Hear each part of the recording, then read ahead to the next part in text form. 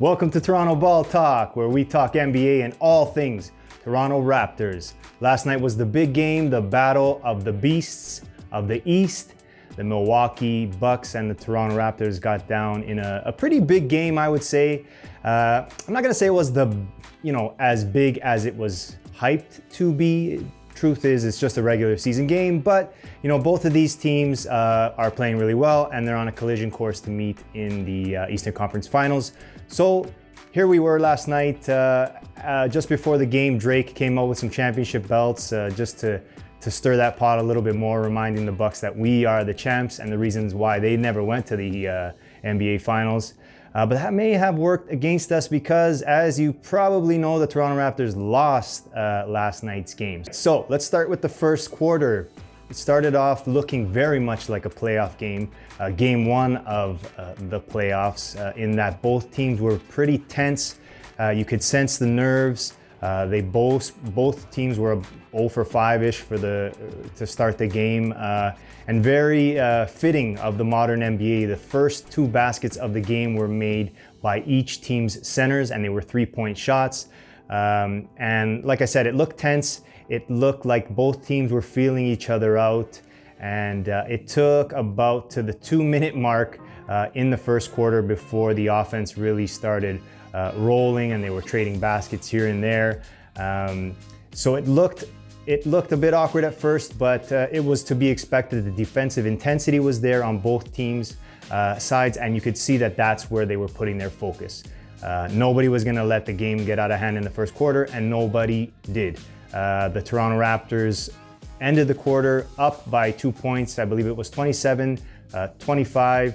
All right, the second quarter starts off with the Raptors playing pretty well. Drake busts out these Federico fedoras for Freddie B's birthday, and that spurs some good momentum, and the Raptors go on a bit of a run. Matt Thomas comes in, he hits like two back-to-back threes, and then he adds in another one. And it starts to look like the Raptors are putting their imprint on the game. OG has a big dunk on Giannis, and here I am thinking, oh yeah, we got this. The momentum has definitely shifted in our favor.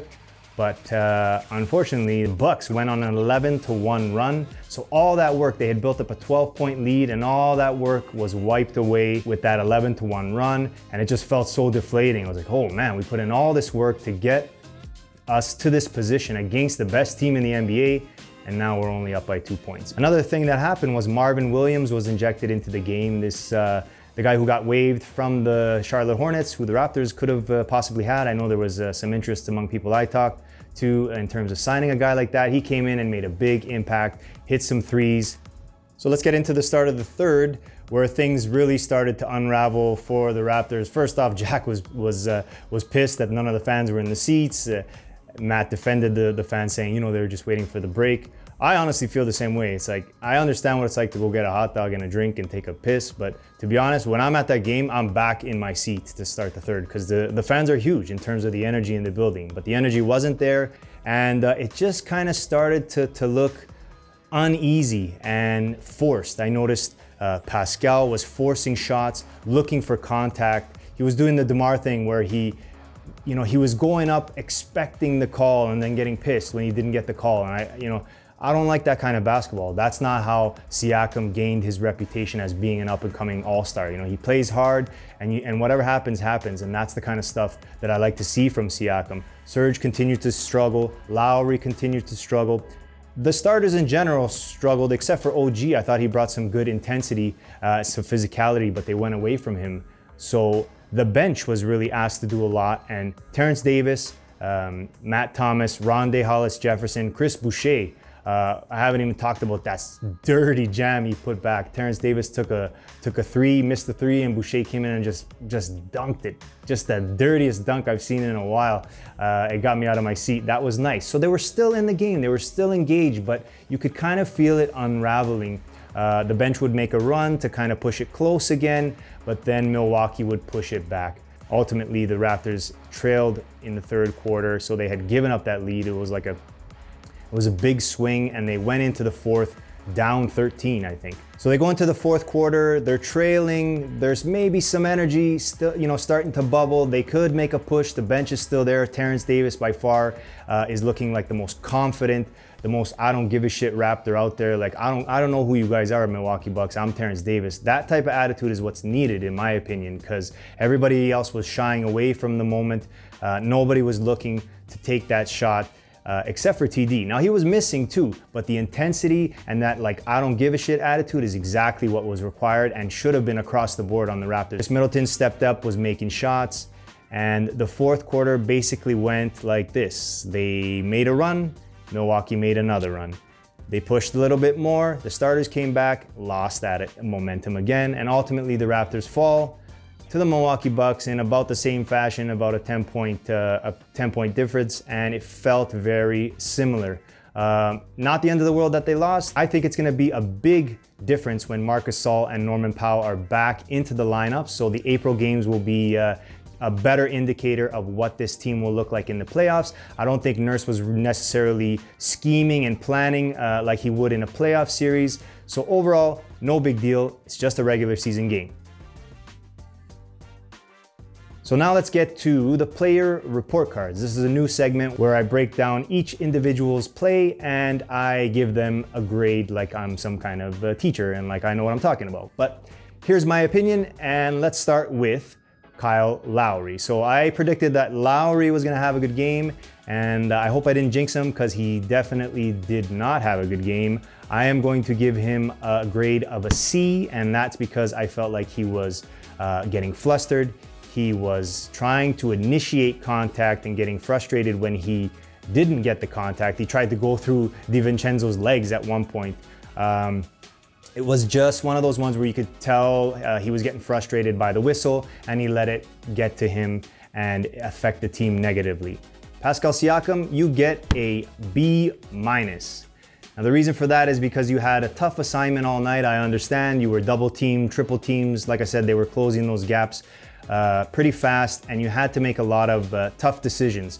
So a B-, not the worst grade in the world, but I'd like to see more from you because I think you're capable of more. I saw the same defensive coverages on Giannis, and I saw him make adjustments in the third quarter. He was making nice passes, crisp, clean passes, and I would have liked to see that more from Siakam instead of settling, looking for the contact, going and expecting to get a foul call. OG Anunoby, you get a B. Now OG had the most physicality and the most energy. I think he was the most efficient as well. I think he shot 50% from the field and 50% from three, but they went away from him.